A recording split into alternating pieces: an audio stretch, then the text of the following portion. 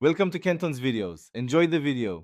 In this video, I will show you how to make easy baked spinach dip. This classic appetizer is perfect for any gathering and surprisingly simple to prepare. We'll start by gathering just a few common ingredients, like a 10-ounce package of frozen spinach, 8 ounces of cream cheese, and some grated Parmesan.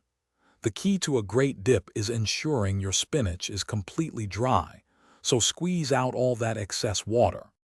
Now let's get mixing. In a large bowl, combine 8 ounces of softened cream cheese, 1/2 cup of mayonnaise, and 1/2 cup of sour cream. Stir in 1/4 teaspoon of garlic powder, 1/4 teaspoon of onion powder, and a pinch of salt and black pepper. Then, fold in your dried spinach, 1/2 cup of grated Parmesan, and 1/2 cup of shredded mozzarella. Mix everything until it's beautifully blended. Once your dip is perfectly mixed, transfer it into a small, oven-safe baking dish, perhaps an 8 by 8 inch square or a 1½ quart round dish. For an extra touch, you can sprinkle a little more shredded mozzarella or Parmesan cheese on top. Pop it into your preheated oven at 375 degrees Fahrenheit.